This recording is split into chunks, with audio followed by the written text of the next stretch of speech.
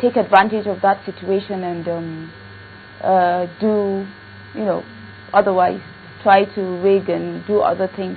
But so far it has been peaceful, and we thank God it came and went well. So complain then because you're a winner. But what kind of complaints did you hear from people, and what did you make of them?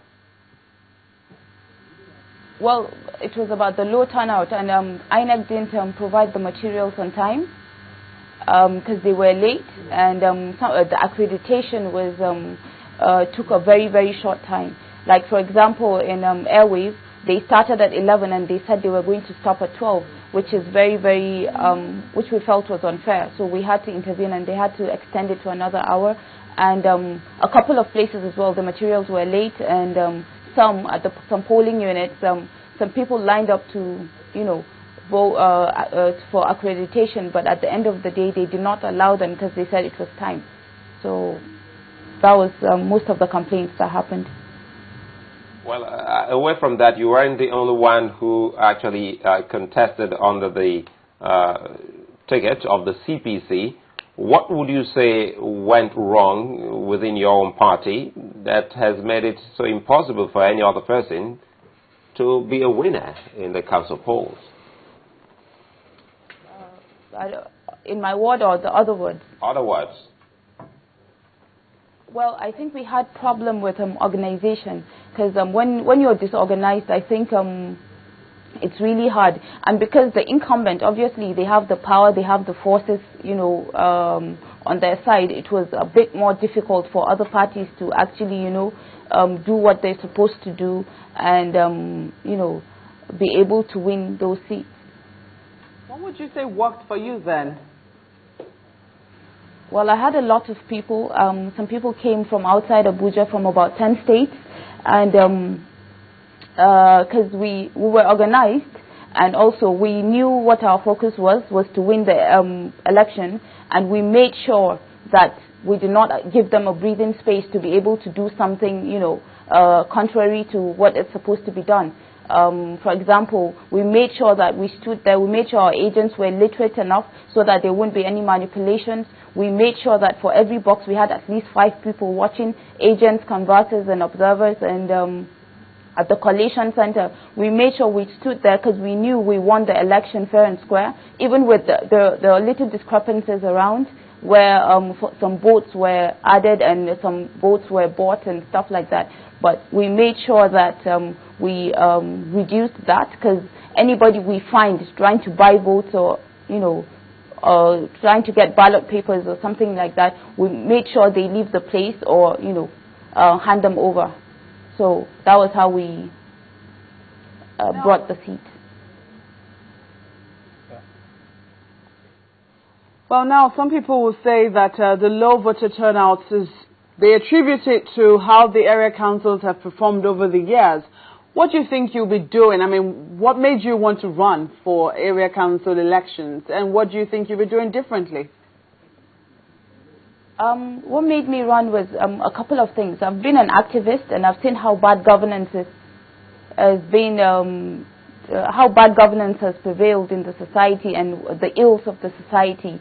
One of the things that inspired me was about 10 years ago, my cousin had a baby, and she went to the hospital, general hospital, and had that baby, and she needed blood, and they gave her blood with HIV. So, and it was just something simple. They could have tested the blood and, made sure that the blood was fine, fit for, for somebody to use it. And from there, I started activism, and then I went on to join a couple of groups where we advocate for positive change, good governance, justice and equality and stuff like that. And one day I was just sitting down, and I just said to myself, why don't I just, run? And people around me were like, yeah, I think you can, be able to win and make a difference, because that's what you've been doing. You might as well make it on a larger scale. So that was what made me come out. And I want to, because I'm the only one now, all eyes are on me, and I wish to make a difference by all the things I wrote in my manifesto. I want to make sure that everything I do I'm being transparent about it, and I want to see that I bring value to people. Tell us about your manifesto. With that, I will have to involve the people to help me with whatever my projects are, so that I can achieve them in due course. Talk to us about your manifesto. What was it, or what is it that you intend to do? Well, we talked about empowerment for youth and women. We talked about education, because we have a lot of people that do not go to school, or they need assistance when it comes to school fees and other things, maybe gaining admission. We want to make sure that they get that.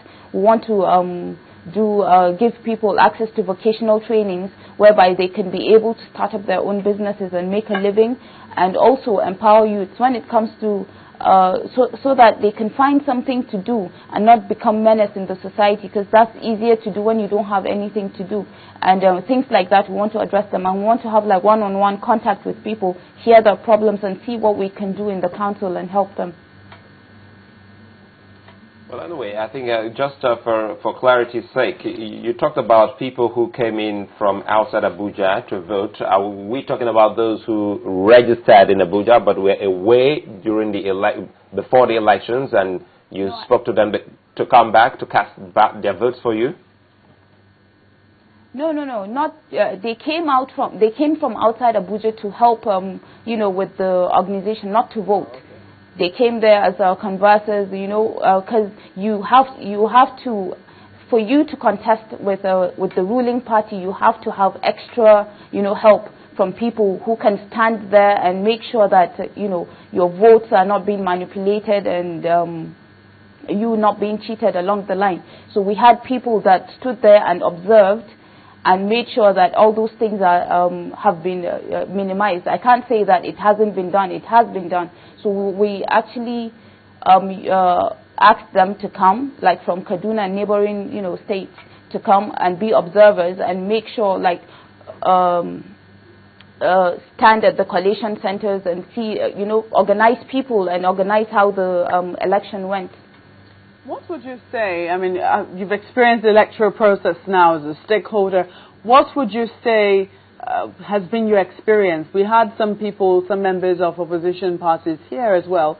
They said that there was intimidation. I mean, they talked about how policemen carried their guns. What has been your experience?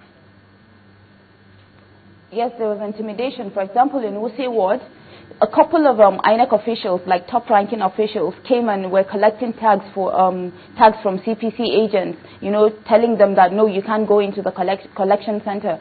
And also we had police men throwing tear gas at our people at the collection center because they did not want to announce the results. They wanted to manipulate it. So they wanted to divert the people's attention to do what they wanted to do. But people were still, they stood there and made sure that that wasn't done. And also, like in city center, they brought armor tankers and soldiers around the collection centers just to intimidate people not to come out and vote, or even if they vote, for their votes not to be counted. So we faced a couple of challenges there, but it so happens that I was able to, by God's grace, I was able to overcome that in my ward. We believe that you're a first-timer, and would you encourage more first-timers like yourself? Yes, absolutely, especially the youth, because we need to change things. We can't let people, the same old people, trying to control things and not make a difference. It doesn't matter how old you are, but if your intention is good and you have the mind to make a change, but people that are there and are not making a difference, I think they need to get out of there for people who have something to offer the people and be able to achieve something out of what's available. Congratulations on your victory, Zainab Galadima. Thank you. All right, and Zainab Galadima is the winner, councillorship seat, Wuse Abuja Municipal. She is a member of the CPC. We're back after this. Okay. Is he on yet?